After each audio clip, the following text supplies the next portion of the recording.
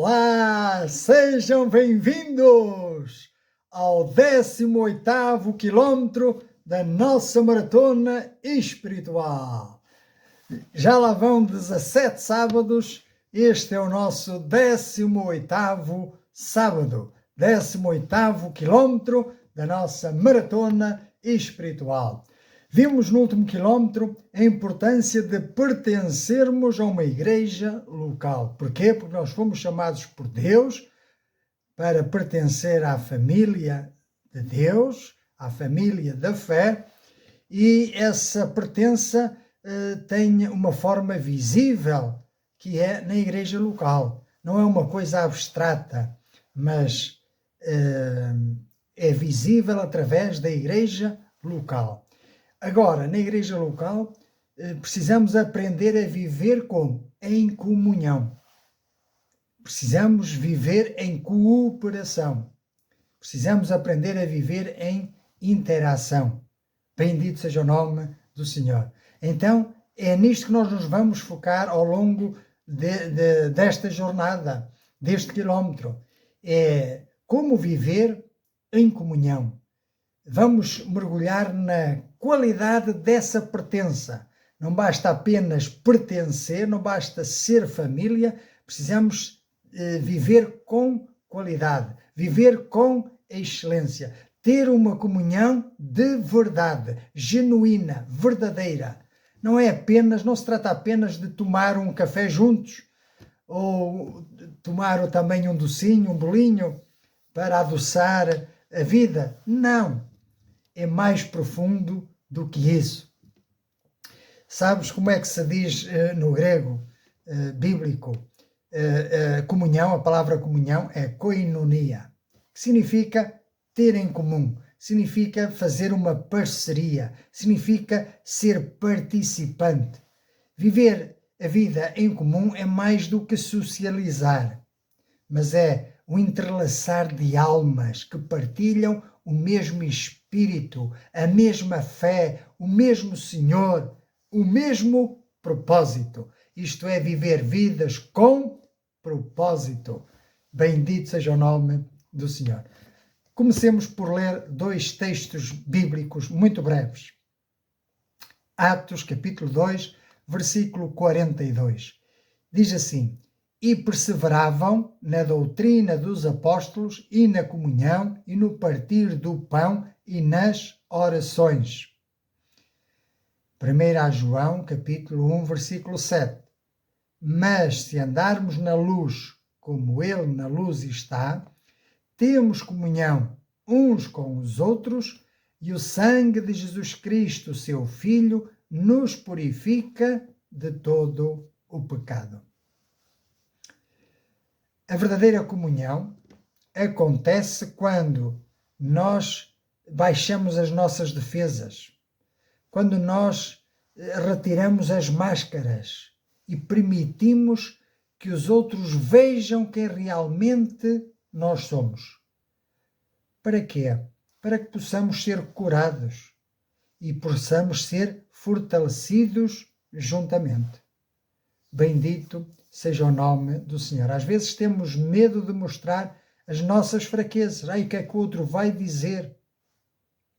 Vai se rir de mim? Vai oprimir-me? Vai tirar partido? Mas o problema é que todos nós temos pontos fracos, assim como também teremos os nossos pontos fortes. Então é neste intercâmbio, é neste dar-se a si mesmo que a gente cresce juntamente.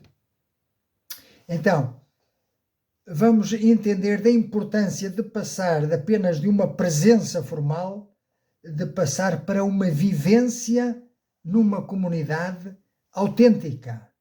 Eu quero dizer que este é o maior dos desafios, porque não é isto que o mundo nos oferece e nem nos ensina.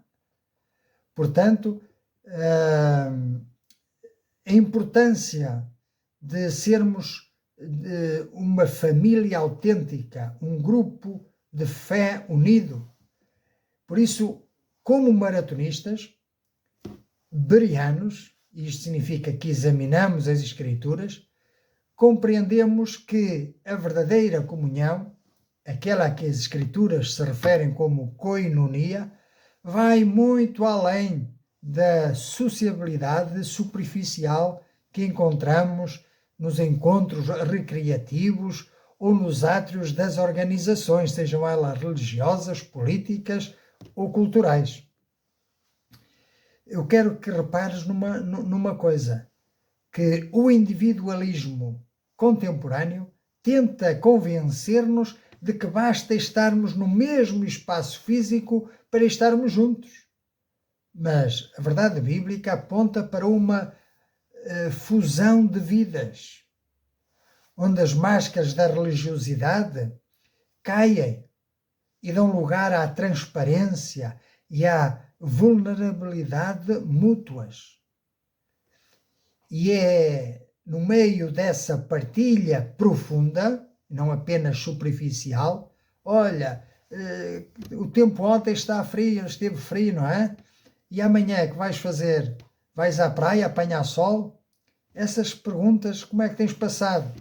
São perguntas retóricas.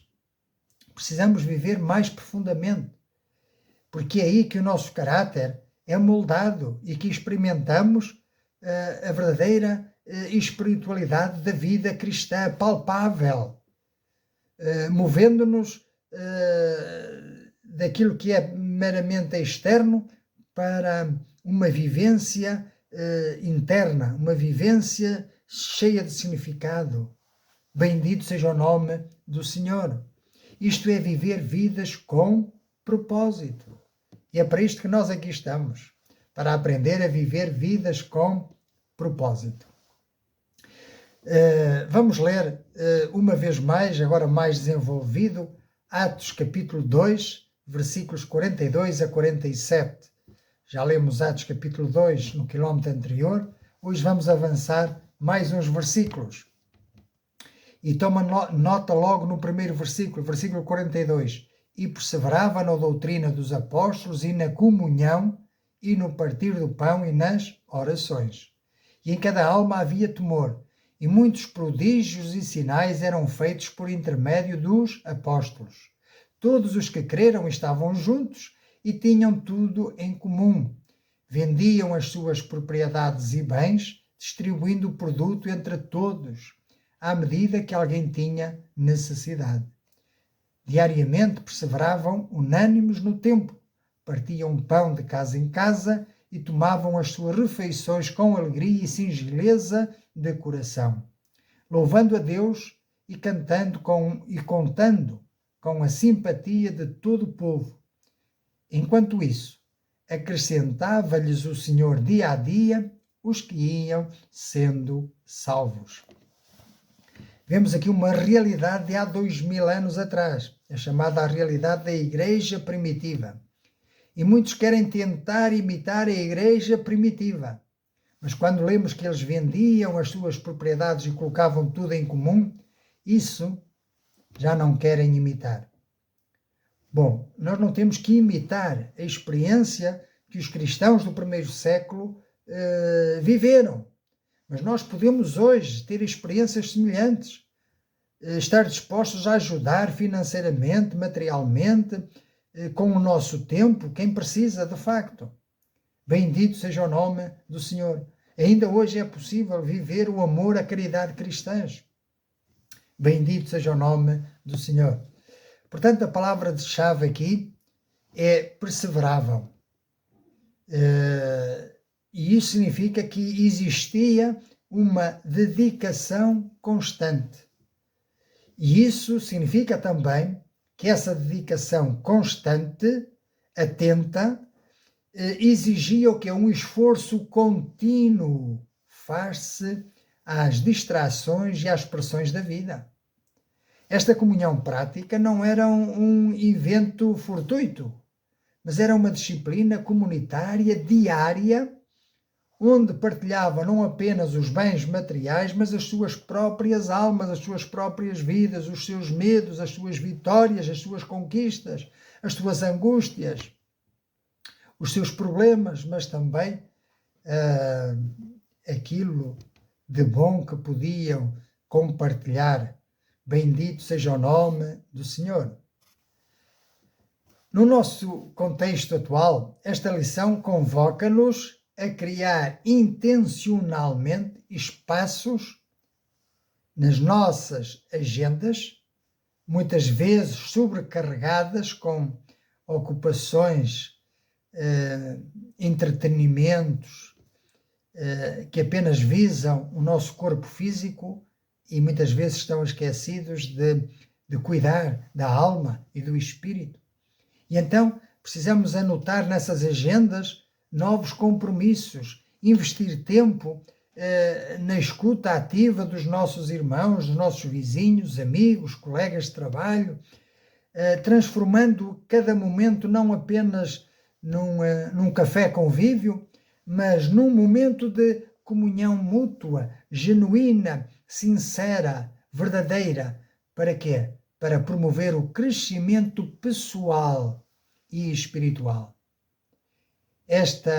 Isto é que é viver vidas com propósito.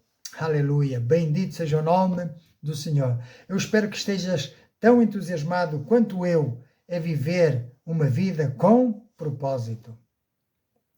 E nós podemos aprofundar mais esta vida com propósito lendo 1 João capítulo 1, versículos 5 a 10.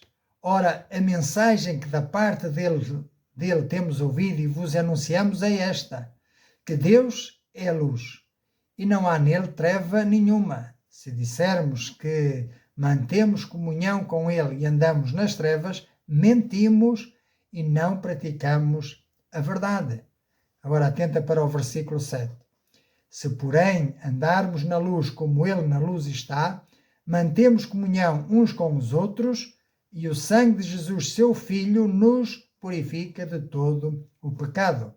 Se dissermos que não temos pecado nenhum, a nós mesmos nos enganamos e a verdade não está em nós. Mas se confessarmos os nossos pecados, ele é fiel e justo para nos perdoar os pecados e nos purificar de toda a injustiça. Se dissermos que não temos cometido pecado, fazemo-lo mentiroso e a sua palavra não está em nós. Então diz o versículo 7 que se, porém, andarmos na luz como ele na luz está, mantemos comunhão uns com os outros e o sangue de Jesus, seu Filho, nos purifica de todo o pecado. Uma forma de nós nos purificarmos, de nos santificarmos, é vivermos em comunhão uns com os outros.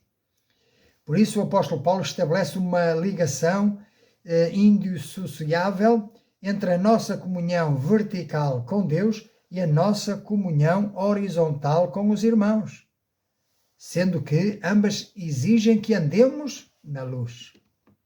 Pois se todos nós andarmos na luz, segundo esta regra de fé e prática, então certamente nós queremos o melhor do irmão, não o trataremos mal, não o trataremos com segundas intenções, não pensamos mal do irmão, suportamos-lo com paciência e estamos dispostos a ajudá-los. Bendito seja o nome do Senhor. Portanto, andar na luz significa viver, olha só, sem segredos, sem fingimentos e sem duplicidade de critérios, permitindo que a verdade de Deus exponha quem realmente nós somos. Viver de facto, verdadeiramente em comunidade de fé é viver como se fôssemos espelhos, cada um refletindo a sua verdade, quem de facto nós somos. Quando trazemos as nossas lutas, as tentações e as fraquezas para a luz da comunhão, com irmãos maduros de confiança, então o poder do pecado secreto e o processo de santificação é acelerado. Ou seja, deixamos de viver vidas secretas, deixamos de fazer coisas às escondidas e nos apresentamos tal como somos. O apóstolo Paulo sempre dizia isto: eu estive no meio de vós de consciência limpa, de consciência tranquila. Assim deve ser esta a nossa atitude, a nossa conduta. Esta deve ser a nossa condição de maratonistas. Aleluia! Bendito seja o nome do Senhor. Assim como cuidamos da nossa saúde física, a verdadeira comunhão funciona como um termómetro da nossa saúde espiritual. Então, se fugimos da proximidade com a igreja ou da igreja, é provável que estejamos a tentar esconder algo da presença do próprio Senhor. Às vezes, quando um membro se afasta da igreja, pode ser sinal de que há pecado escondido na sua vida, ou haverá dificuldades de interação, algum problema, alguma amargura, algum preconceito, mas não é afastando-se que essas questões se vão resolver. É abrindo o coração, compartilhando com irmãos maduros na fé. Claro que tudo isto exige de nós uma mudança radical de postura na vida cotidiana. Também não podemos sair por aí fora a confiar em toda a gente, sem conhecer. Não, devemos ser sensatos. Devemos ir conhecendo-os aos poucos, é como numa relação de namoro. Bendito seja o nome do Senhor.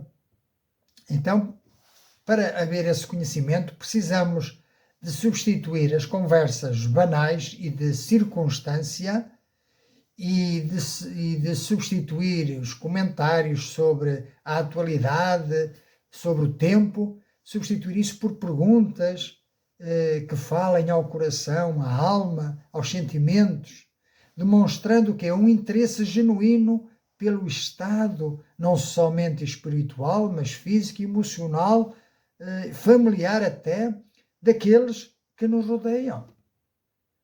Bendito seja o nome do Senhor. Isto implica estarmos dispostos a chorar com os que choram e a alegrar-nos com os que se alegram, assumindo os riscos da rejeição ou da incompreensão.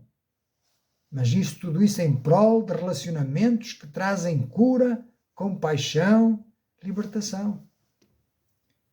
Que o Senhor nos conceda a graça de sermos maratonistas, não apenas no conhecimento intelectual da palavra, mas na prática corajosa de uma comunhão que brilha na escuridão deste mundo, servindo de testemunho inegável do poder transformador do Evangelho na nossa geração. Que bom seria que o mundo fosse constituído por famílias assim, que vivessem desta forma, que se relacionassem desta forma, que vivessem numa comunhão sincera, genuína, verdadeira. Bendito seja o nome do Senhor. E nós, como maratonistas, não só queremos impactar as gerações futuras, como lhes queremos deixar um legado, do qual não nos envergonhemos. E para isso precisamos viver vidas com propósito. Bendito seja o nome do Senhor. Estamos, como disse já no quilómetro passado, a entrar em lições mais profundas, mas é disto que se trata. Precisamos crescer na fé, precisamos amadurecer, precisamos enrijecer os nossos músculos da fé. Bendito seja o nome do Senhor. Então vamos ver que componentes são necessários para viver esta comunhão verdadeira, genuína, sincera, real. Bendito seja o nome do Senhor.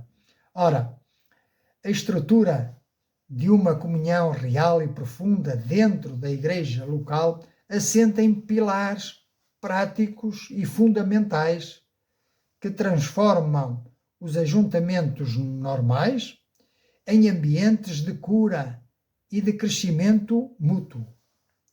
Então nós, como maratonistas bereanos que manuseiam a palavra, compreendemos que estes pilares funcionam como os ligamentos de um corpo físico, garantindo que a união não seja apenas institucional, mas que seja uma união orgânica e espiritual, um organismo vivo. É disso que se trata.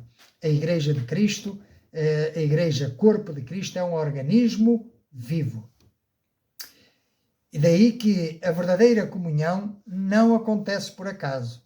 Ela é o resultado visível do intercâmbio de vários componentes.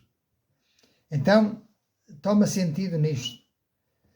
Na comunhão, o que é que existe? Existe a manifestação da presença de Deus por meio da sua palavra, orientada, guiada, soprada pelo Espírito Santo, revelada a nós pelo Espírito Santo, que em nós habita, pela fé. Bendito seja o nome do Senhor. O que é que existe também nesta comunhão da fé? Existe um derramar do nosso espírito em oração, em súplica, em ação de graças, em louvor e em adoração para com aquele que nos salvou, nos resgatou. Bendito seja o nome do Senhor. E depois deve existir o quê? O abrir do nosso coração para com o irmão que está ao nosso lado e receber os seus abraços e dar também os nossos abraços, partilhar os nossos sorrisos, a ajuda mútua, o serviço cristão e sentindo-nos responsáveis uns pelos outros perante o Deus de toda a glória. Isto fez-me lembrar o que aconteceu com Abel e Caim lá no Jardim do Éden, em que Caim matou Abel e o Senhor perguntou-lhe: onde está teu irmão? E ele respondeu: porventura sou eu o guarda do meu irmão? Pois é, o grande pecado foi esse, foi ele não guardar o seu irmão, antes pelo contrário, o matou. E quantos hoje também nas comunidades da fé, em vez de guardar o irmão, estão a matá-lo. Não digo fisicamente, mas espiritualmente, com palavras, com más palavras, com acusações falsas, enfim, e não vou entrar por aí porque isso não interessa. Eu quero apresentar-te as coisas boas. Quero apresentar-te o caminho que devemos trilhar juntos, pois estamos numa maratona. Bendito seja o nome do Senhor. Então devemos sentir-nos nesta comunhão responsáveis uns pelos outros. Bendito seja o nome do Senhor. Vamos ver então os pilares fundamentais. E o primeiro deles, essencial para esta comunhão real, é a transparência confissional e a intercessão mútua. O que é que isto quer dizer? Quer dizer que nós devemos confessar as culpas uns aos outros e ajudar-nos mutuamente. Isso é o que nos diz Tiago no capítulo 5, versículos 12 a 20. Acima de tudo, porém, meus irmãos, não jureis nem pelo céu, nem pela terra, nem por qualquer outro voto. Antes seja o vosso sim, sim, e o vosso não, não, para não cairdes em juízo. Está alguém entre vós sofrendo? Faça oração. Está alguém alegre? Cante louvores. Está alguém entre vós doente?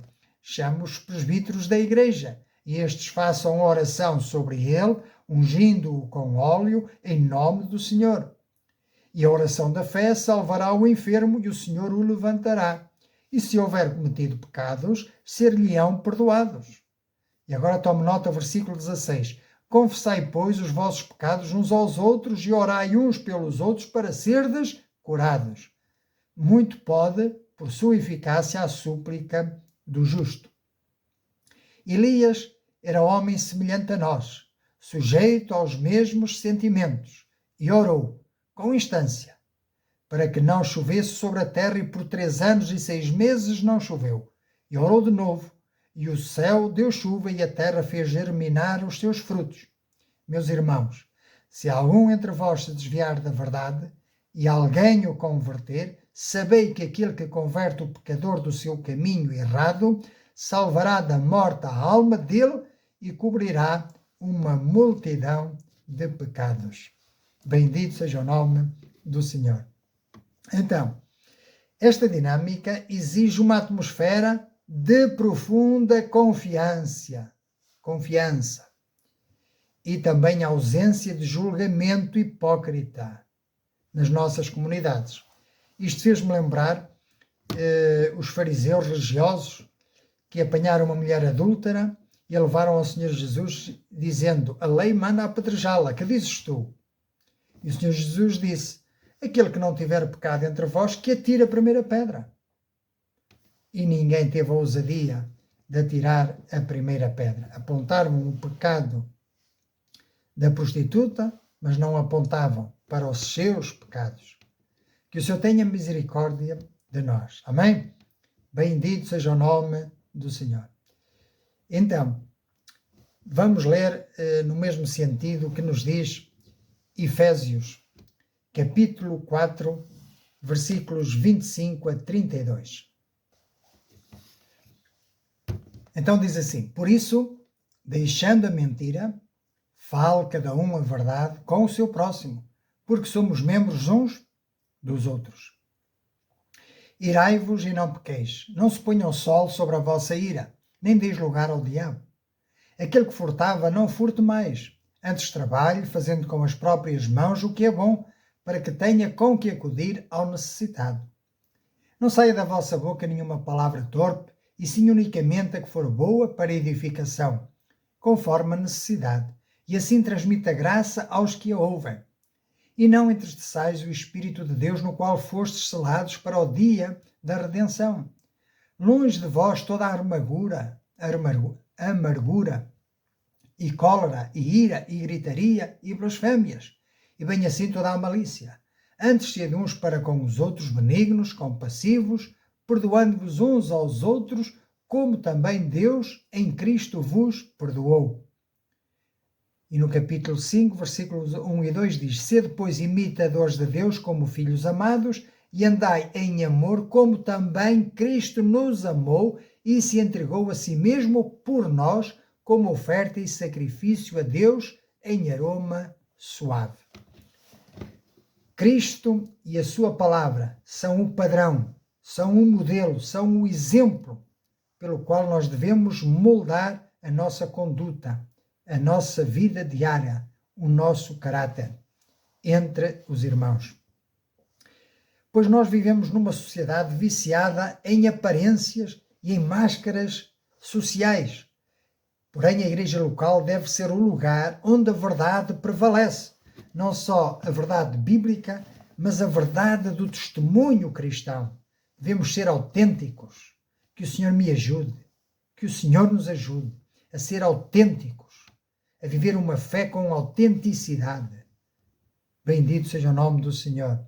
E então deve prevalecer na comunidade da fé a verdade, e onde a mentira, a dissimulação, a hipocrisia e o erro devem ser banidos, permitindo que a luz do Evangelho purifique os nossos relacionamentos através de uma honestidade redentora, curadora, santificadora. Isto é, viver vidas com propósito. E eu creio que poderá haver dentro da igreja pessoas que estejam a viver vidas despropositadas, sem propósito. Então, é também para ti.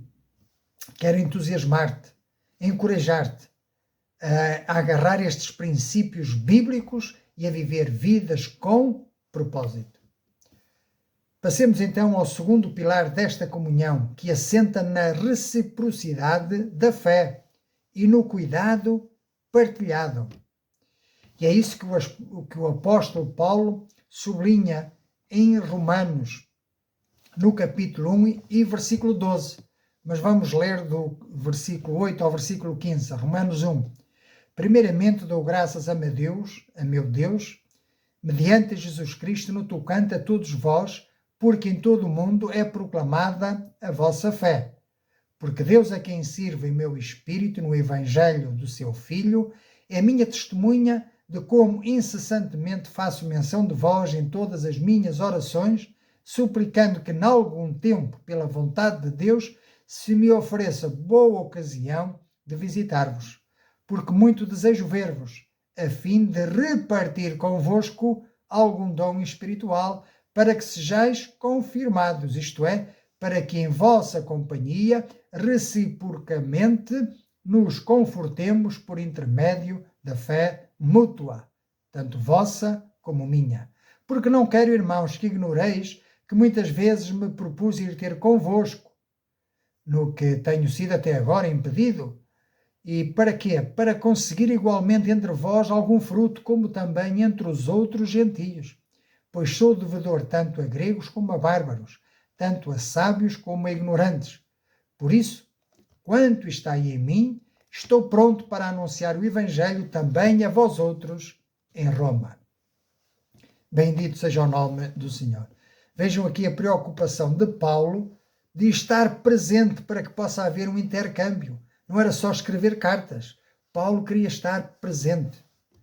Portanto, a maturidade espiritual não nos torna autossuficientes, pelo contrário, expõe a nossa necessidade do encorajamento que vem do irmão, por mais simples que seja. E esta mútua dependência impede a existência de divisões no corpo, conforme aquilo que nós vimos, ou que nós vemos em primeira carta aos Coríntios, capítulo 12, versículo 20 e 25, que nos chama a ter o mesmo cuidado uns pelos outros sem discriminação. Este cuidado estende-se à vertente prática e sacrificial descrita em Gálatas 6, capítulo 6, versículo 2, onde o cumprimento da lei de Cristo se traduz em levar as cargas uns dos outros, dividindo o peso das provações que vêm à nossa vida. Então nós, como já falamos aqui, devemos levar as cargas uns dos outros e assim cumprireis a lei de Cristo. Por fim, a comunhão real é consolidada através da graça relacional do perdão e da perseverança no ajuntamento comunitário ou nas reuniões da comunidade. Portanto, temos a graça de Deus que nos ajuda a viver, não é, em comunidade, porque viver em comunidade traz desafios, traz dificuldades, traz provas e é lutando, perseverando, conquistando, vencendo, que nós seguimos em frente em nome de Jesus. Por isso que o nosso treino para sermos maratonistas e espirituais é preciso, não é? É o treino que nos prepara para as grandes batalhas. Bendito seja o nome do Senhor. E em Colossenses capítulo 3, versículos 12 e 13, nos é dito para nos revestirmos de entranhas de misericórdia, de benignidade, de humildade, de mansidão, de longanimidade, ordenando-nos explicitamente para nos suportarmos uns aos outros e nos perdoarmos mutuamente caso alguém tenha queixa contra outro, assim como Cristo nos perdoou. Vejam, o padrão é Cristo. Assim como Cristo nos amou, amai também. Assim como Cristo nos perdoou, perdoai também.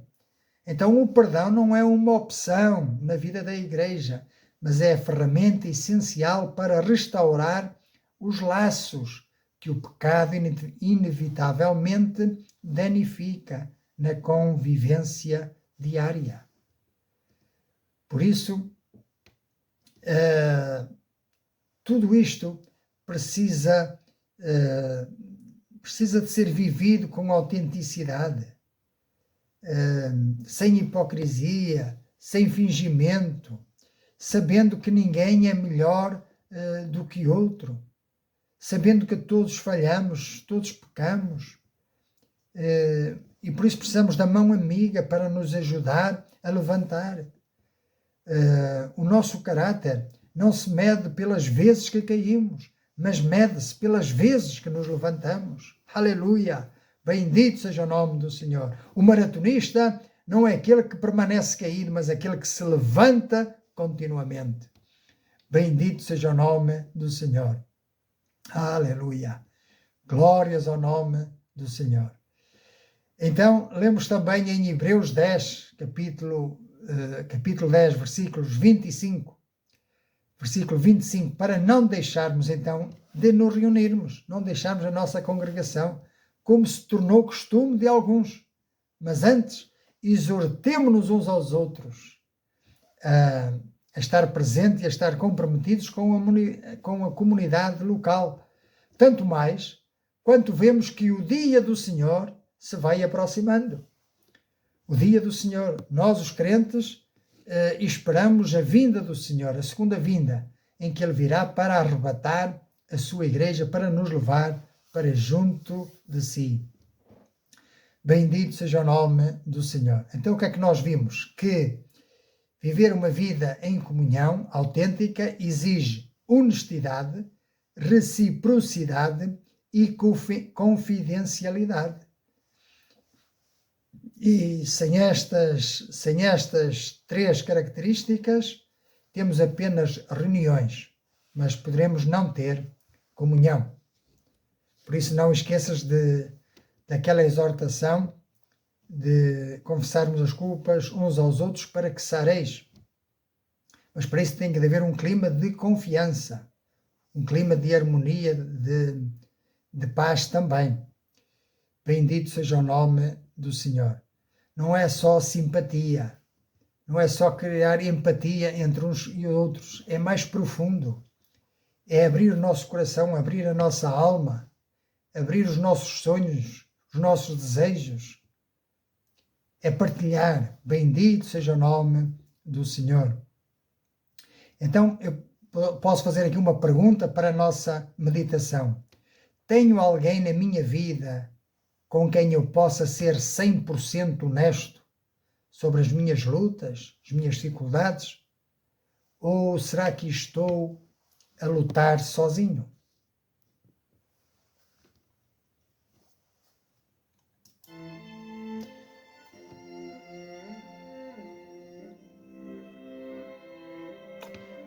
Olha,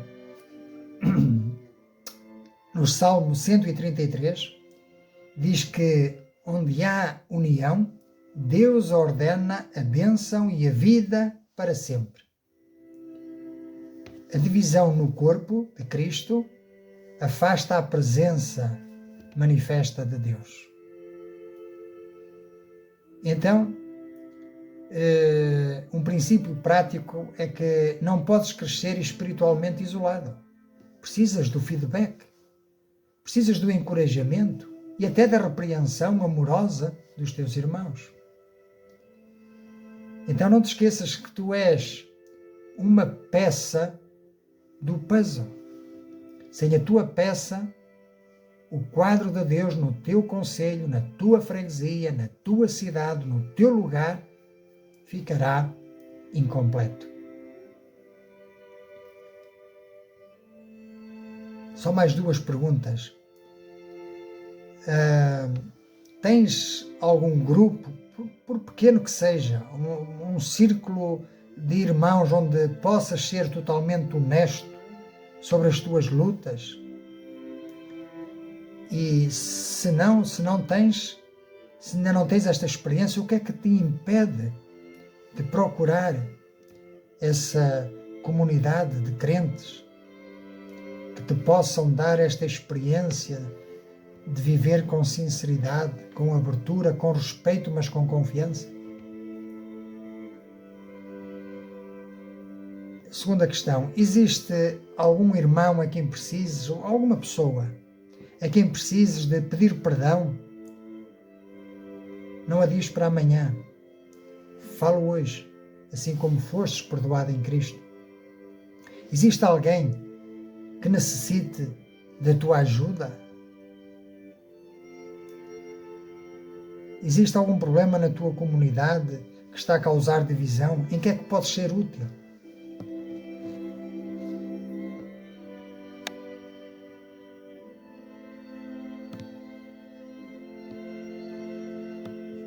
O mundo oferece conexões digitais, mas Jesus oferece comunhão, não só nesta vida, mas uma comunhão eterna.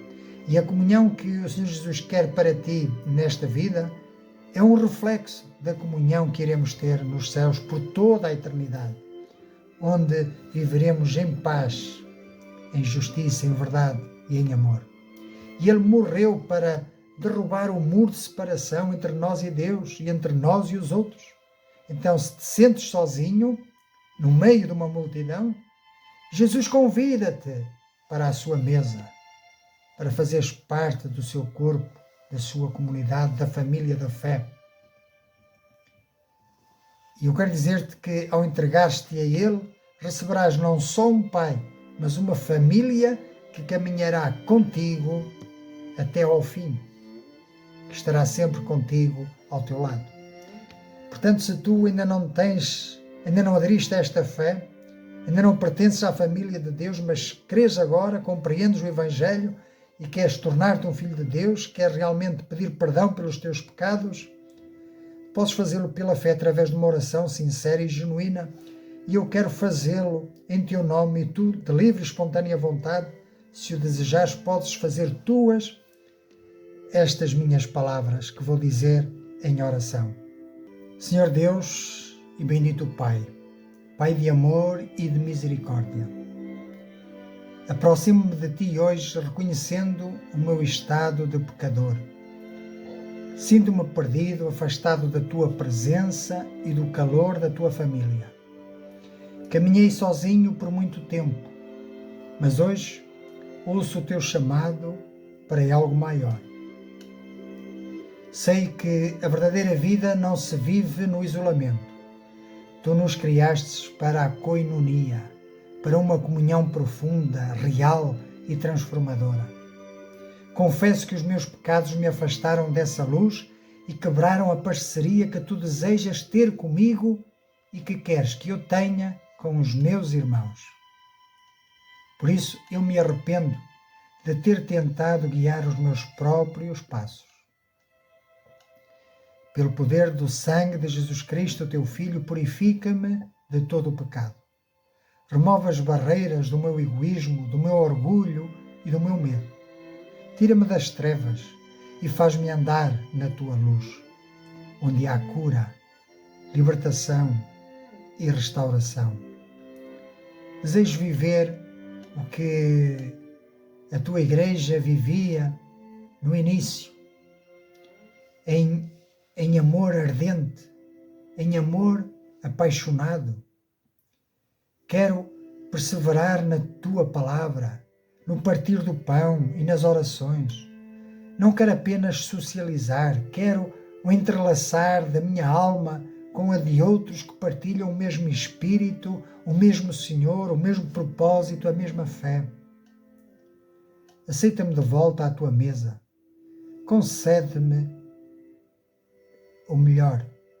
Conecta-me a irmãos na fé reais e não apenas fictícios ou por meio da internet. Não, eu quero ter irmãos na fé reais, verdadeiros, palpáveis, para que eu possa partilhar a minha vida, para que eu possa carregar os fardos e levá-los, os fardos uns dos outros, para que eu possa aprender com os outros e assim possamos juntos refletir a Tua glória a este mundo perdido e em trevas.